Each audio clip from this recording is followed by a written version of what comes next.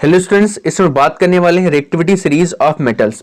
यानी कि अब ये जो सीरीज है ये बहुत ही ज़्यादा इंपॉर्टेंट है। इंपॉर्टेंट इस लिहाज से है कि जब भी हम रिएक्शंस बनाते हैं तो रिएक्शंस में बहुत ज़्यादा काम आती है। साथ में इससे कई और सारे ऑब्जेक्टिव क्वेश्चंस भी हो जाते हैं कि अगर आपसे कंपेयर करके पूछा है, बताइए भाई पोटेशियम ज़्यादा पावरफुल है या फिर सोडियम ज़्यादा रिएक्टिव है, ठीक, कौन ज़्यादा रिएक्टिव, बेस्ट रिएक्टिव कौन है।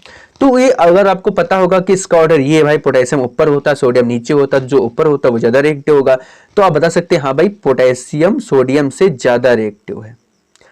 ठीक है, अगर आपको ये रिएक्टिविटी सीरीज का ऑर्डर नहीं याद है, आपको नहीं पता है, तो आपको दिक्कत होगी बताने कि भाई सोडियम ज्यादा है, या फिर आपको फिर रटना पड़ेगा भाई हाँ सोडियम ज्यादा है पोटेशियम। लेकिन इसका अगर ऑर्डर एक बार समझ लिए या फिर ट्रिक से याद कर लिए, हमने यहाँ पे ट्रिक भी दी है, इस ट्रिक से याद कर ली तो आप फटाक से ट्रिक से मतलब 2-3 सेकंड में आप आंसर दे देंगे।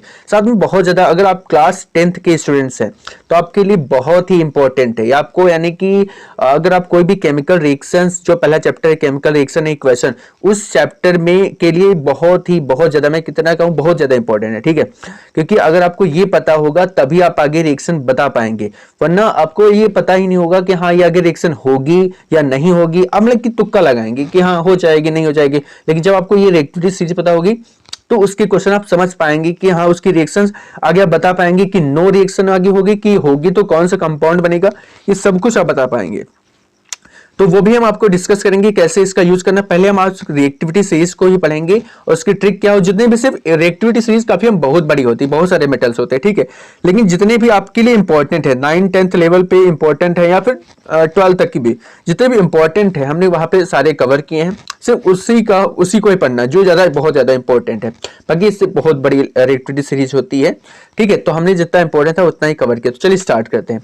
सबसे पहले है,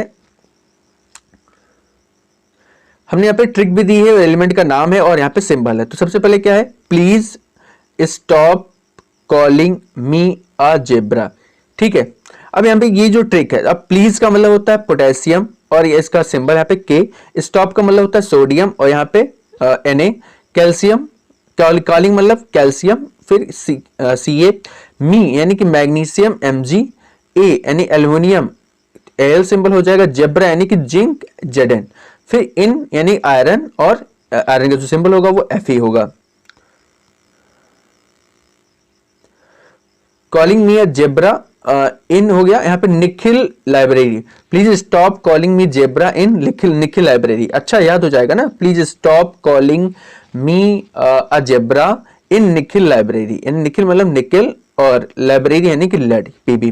फिर यानी और फिर यहाँ पे जो हाइड्रोजन, कभी कभी कंपेयर करके पूछा था कि हाइड्रोजन से ज्यादा रिएक्टिव कौन है, कम रिएक्टिव कौन है, तो जो कम वाले हैं वो इसके नीचे लिखे हैं, जो ज्यादा रिएक्टिव है वो सारे ऊपर। से आपसे पूछा कि आयरन और हाइड्रोजन में कौन रिएक्टिव, तो मोर पावरफुल, तो iron is more reactive than hydrogen, क्योंकि ये ऊपर है, जो हाइड्रोजन से कम रिएक्टिव वो नीचे लिखे हुए हैं। अब यहाँ पे यहाँ तक कि एक समझ लो एक प्रकार से एक लाइन बन गई, उससे नीचे वाली दूसरी लाइन बनेंगे। ठीक है, फिर यहाँ पे how cow meat silly goat please tell. ठीक है, यानी कि how cow meat silly goat please tell, यानी कि कैसे काउ एक मूर्ख बकरी से मिलती, प्लीज मुझे बताओ। ठीक है, प्लीज टेल यानी कि एक में पीटी, प्लीज टेल। ठीक है, पीटी मतलब प्लैटिनम, पीटी, ठीक है, यहां से लिया गया। तो हाउ मैंने कि हाइड्रोजन H, काउ मतलब कॉपर Cu, मीट मतलब मरकरी Hg, सिली मतलब सिल्वर Ag, गोट मतलब गोल्ड Au, प्लीज टेल यानी प्लैटिनम Pt।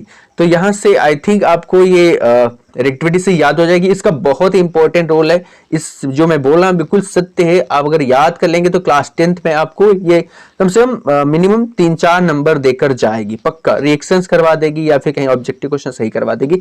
तो हाई स्कूल के लिए बहुत ही ज्यादा इंपॉर्टेंट है।